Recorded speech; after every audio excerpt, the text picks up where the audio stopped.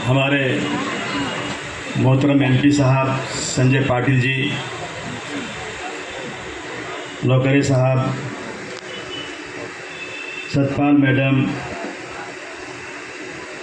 Bilal sir, Javed साहब, सायरा बानो, सायरा फ़हद आज़मी साहबा, फ़हद आज़मी साहब,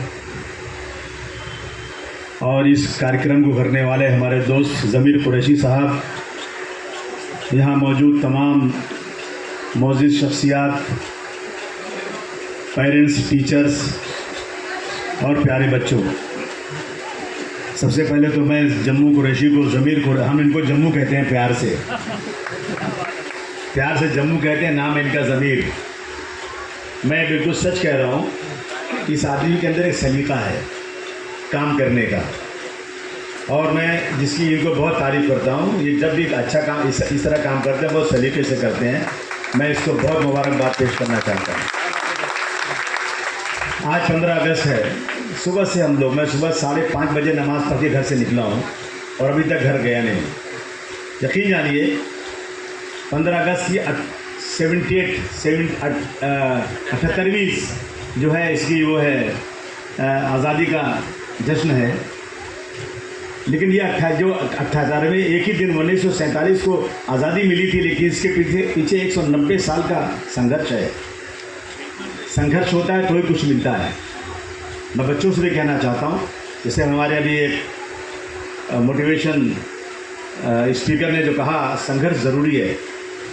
190 साल हमारे मुल्क में लोगों ने संघर्ष किया है, तब जाकर के आज़ादी मिली है। हम गुलाम थे इस मुल्क में, हम अपना मालिक खुद चुन नहीं सकते थे। लेकिन मुझे ये भी कहने में बहुत खुशी है, आज ये माइनॉरिटी का इलाका है, मानपुर शिवाजी नगर। आज़ादी की लड़ाई शुरू करने वाला भी मुसलमान था। लिया माफ़ी चाहता हूँ। नहीं मतलब सभी अलग अलग पार्टी के भी लोगों के, ये हमारा साथी है, सबको बुलाता है।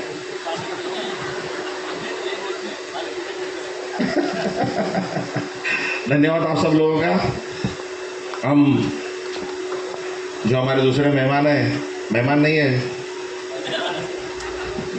मेज़बान है, उनको सुनना चाहेंगे।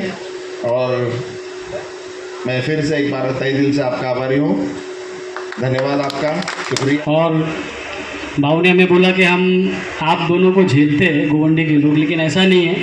गोवंडी के लोग आप दोनों से बहुत प्यार करते हैं। हमको पहली बार एक ऐसी जोड़ी मिली है, जैसे आपने देखा होगा क्रिकेट लवर्स यहाँ बहुत होंगे, सहवाग और सचिन की एक जोड़ी थी, वैसे आज हमारे पास एक हमारे एमपी और एक एमएलए की जोड़ी है। इंशाल्लाह अभी गोवंडी का अच्छा मुस्तकबिल होगा, गोवंडी के अच्छे दिन आएंगे, क्योंकि हमारे पास दोनों भी जो हमारे रिप्रेजेंटेटिव है, हमारे एमएलए साहब है, हमारे एमपी साहब है, वो दोनों ही एक बहुत ही बड़े दिल के, एक नेक दिल के, एक अच्छी शख्सियत है। जिन मन में आया, आपके कैसे ध्यान में आया कि ये कार्यक्रम रखा जाए? देखिए, ये फेलिसिटेशन का प्रोग्राम हम पिछले 3 साल से करते आ रहे हैं, और ये बहुत ज़रूरी है, क्योंकि बच्चों को अगर आपको पढ़ाई की तरफ लेके जाना है तो उनके लिए आपको कुछ ऐसे इवेंट्स करना पड़ेगा जहाँ पे आपको उनके लिए कुछ मोटिवेशनल स्पीकर्स बुलाना पड़ेगा, जहाँ पे उनके लिए कुछ ऐसे उदाहरण बुलाना पड़ेगा जिन्हें देख के वो कुछ सीखे। आज यहाँ में हमारे प्रोग्राम में आमदार अबू हाशिम आज़मी साहब, एमपी संजय दीना पाटिल साहब, साथ ही साथ हमारे गोवंडी के जो पहले आईएएस ऑफिसर है शफीउद्दीन सिद्दीकी, वो आए थे। हमारे एक ऐसे स्टूडेंट है जो फिज़िक्स वाला में आज पढ़ा रहे, और हमारे एक अंसारी गोवंडी के रहवासी ऐसे हैं जिनका इंटरनेशनल ड्राइंग कंपटीशन में सिलेक्शन हुआ है। तो आज हमने ऐसे सारे उदाहरण रखे थे, और एक हमारे आलम सर है जिनके पास तकरीबन 16 डिग्रियां हैं। तो हम बच्चों को ये बताना चाहते हैं कि गोवंडी एक ऐसी बस्ती है जहाँ पे बच्चे अगर करना चाहे, बच्चे अगर ये सोच ले कि उन्हें कुछ बनना है तो वो बन सकते हैं, यहाँ से आगे बढ़ के कुछ कामयाबी की तरफ जा सकते हैं। और उसके उदाहरण आज हमारे बच्चे थे। हमने ऐसे लोगों को भी यहाँ आज फेलिसिटेट किया जो मेडिकल फील्ड में बहुत अच्छा काम करते हैं, समाज के लिए अच्छा काम करते हैं। तो हमारी उम्मीद रहेगी कि हर साल हम इसी तरह से प्रोग्राम करते रहे और बच्चों को पढ़ाई की तरफ लेके जाए और उनके भविष्य बनाने में उनकी मदद करें।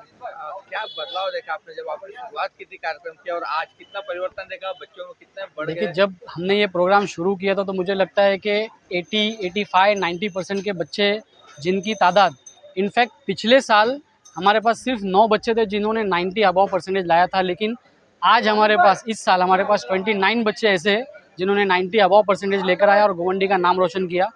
मैं चाहता हूँ कि आने वाले समय में बच्चे और भी अच्छा परसेंटेज लेकर आए और आगे जाके डॉक्टर बने, इंजीनियर बने, प्रोफेसर बने और हमारे गोवंडी का नाम रोशन करें। या आईपीएस बना दिया तो वो मिनिस्टर के ऊपर बैठे रहते हैं, वही काम करते हैं। हमें इंसाफ लेने के लिए और एजुकेशन इज़ मस्ट। जब सबसे पहले कुरान शरीफ की आयत आई ना तो उसमें एजुकेशन के लिए कहा गया कि पढ़ो पढ़ो।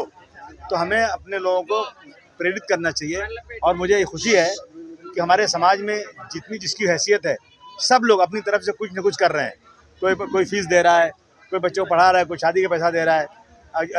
ज़मीर कुरैशी साहब हर साल इस तरह काम करते हैं, लोगों को प्रोत्साहित करते हैं।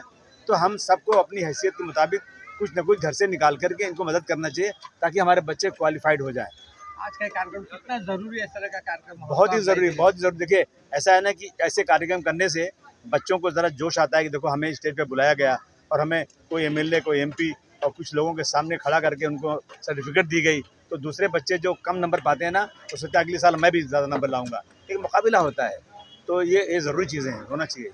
एक सवाल आपने मलाल जताया, आपने ये दम जाहिर किया कि आपको एजुकेशन के लिए कॉलेज खोलने के लिए जगह नहीं मिली सरकारों के आगे। हमारी सरकारें जो है ना, गुंडे मवाली 20-20 एकड़ ज़मीनें ज़बरदस्ती कब्जा करके लंबी रकम कमा रहे हैं। वो जगहें खाली करा के एजुकेशन की सरकार को देने का टाइम नहीं है।